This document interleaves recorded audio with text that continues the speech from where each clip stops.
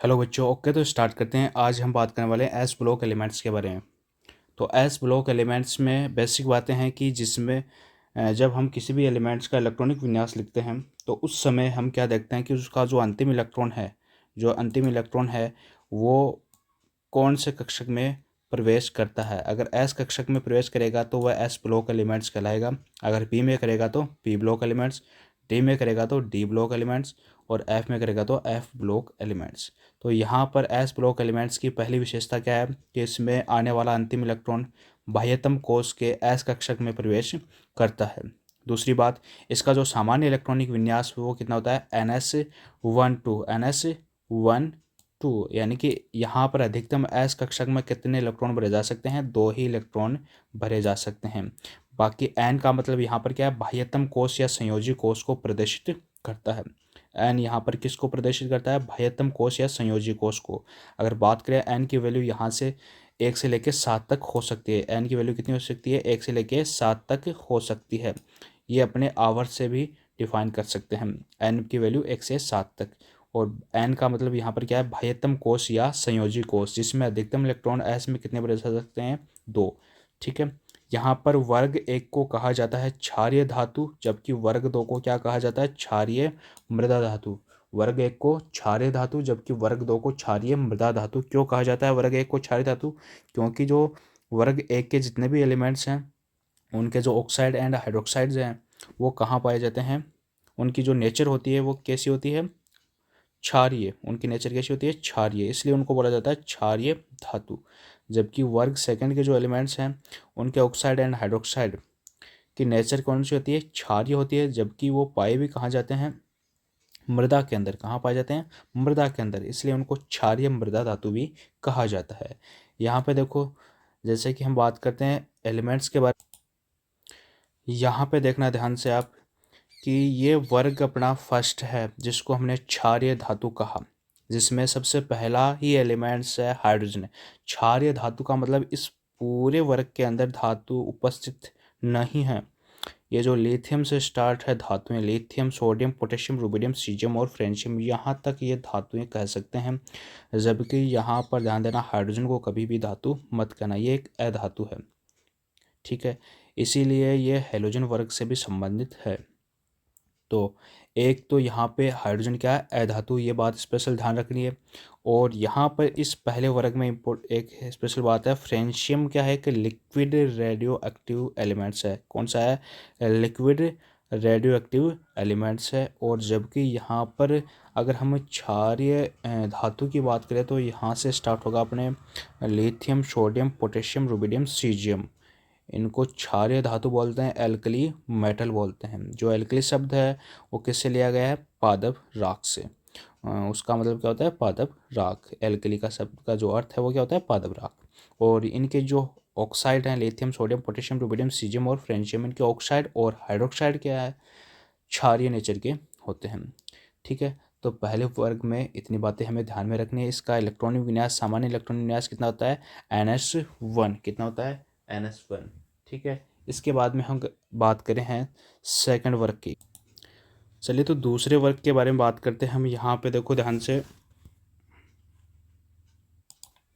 तो दूसरा वर्ग है यहाँ पर अपना beryllium, magnesium, calcium, strontium, barium और रेडियम। जैसे कि हमने बात की, यहाँ पर इसका जो सामान्य इलेक्ट्रॉनिक विन्यास है वो होता है NS2। यहाँ पर पहले वाले का कितना होता है, NS1। जबकि यहाँ पर दूसरे वर्ग का क्या होता है, NS2। क्या होता है, NS2। क्या होता है, NS2। तो यहाँ पे देखो ध्यान से देखना कि जो अपना हीलियम होता है, हीलियम का भी क्या होता है, हीलियम का होता है NS2, यानी कि 1s2 बोलते हैं। हीलियम का क्या बोलते हैं, 1s2, यानी कि यहाँ पे S में 2 इलेक्ट्रॉन हैं, पहले ही वर्ग का तत्व, पहले ही आवर्त का है, n बराबर जिसकी वैल्यू कितनी है, 1 है, वो हीलियम है। तो क्या हम यहाँ पे हीलियम को रख सकते हैं, बिल्कुल रख सकते हैं। यहाँ पे हम बात कर सकते हैं सेकंड वर्ग का एलिमेंट्स बोल सकते हैं, किसके आधार पर, इलेक्ट्रॉनिक विन्यास के आधार पर। जबकि इसकी बाकी की नेचर मिलती है अक्रिय गैस विन्यास यानी उत्कृष्ट गैस विन्यास, नोबल मेटल जो नोबल गैसेज हैं उनकी तरह मिलती है, जो 18वें वर्ग में रखी गई, इसलिए वहाँ पे हीलियम को रखा गया, न कि यहाँ पर। ठीक है, अगर बात करें NH2 के इलेक्ट्रॉनिक विन्यास के आधार पर तो यहाँ पे बिल्कुल रख सकते हैं, लेकिन इसके बाकी की नेचर मिलती है वो किससे मिलती है, 18वें वर्ग से। तो यहाँ पे जो हीलियम है वो गैसीय पदार्थ है। हीलियम क्या है, गैसीय पदार्थ। यहाँ पे जो हाइड्रोजन है वो भी क्या है कि गैसीय पदार्थ ही है। हाइड्रोजन भी गैस है, हीलियम भी क्या है, गैस है। तो इन दोनों वर्ग में देखते हैं हम ध्यान से, दो गैसें हैं एस ब्लॉक एलिमेंट्स में, दो तो गैसें हैं। ठीक है, इसके बाद में अगर बात करें हम यहाँ पे क्षारीय मृदा धातु की बात कही, तो क्या सारे के सारे एलिमेंट क्षारीय मृदा धातु है, बिल्कुल नहीं है। यहाँ पे हम बात करें मैग्नीशियम से स्टार्ट होते हैं, मैग्नीशियम, कैल्शियम, स्ट्रोंशियम, बेरियम और रेडियम, ये क्या है, क्षारीय मृदा धातु। इन्हें क्षारीय मृदा धातु कहते हैं क्योंकि इनके ऑक्साइड और हाइड्रोक्साइड क्या होते हैं भाई, क्षारीय नेचर के होते हैं और ये मृदा में उपस्थित होते हैं। अब यहाँ पे बात करें आगे, जैसे कि हमने छोड़ा बेरिलियम को छोड़ा, ये बेरिलियम क्या है, यहाँ पे इंपॉर्टेंट क्वेश्चन बनता है बेरिलियम से। तो बेरिलियम में को हम क्षारीय मृदा धातु नहीं बोलते क्योंकि इनके ऑक्साइड और हाइड्रोक्साइड कौन सी नेचर के होते हैं, उभयधर्मी नेचर के होते हैं। कौन सी नेचर के, उभयधर्मी नेचर के, यानी अम्लीय और क्षारीय पदार्थों दोनों के साथ अभिक्रिया करके उभयधर्मी ऑक्साइडों का निर्माण करते हैं, उभयधर्मी ऑक्साइड और हाइड्रोक्साइड का निर्माण करते हैं बेरिलियम। तो इसलिए क्षारीय मृदा धातु के अंदर कौन कौन से एलिमेंट आएंगे, मैग्नीशियम, कैल्शियम, स्ट्रोंशियम, बेरियम और रेडियम। और हमें एक्सेप्शन या जो अपवाद होते हैं वहीं से ज़्यादा क्वेश्चन पूछे जाते हैं, इसलिए यहाँ पे याद रखना हमको बेरिलियम, जिसके ऑक्साइड और हाइड्रोक्साइड उभयधर्मी नेचर के होते हैं।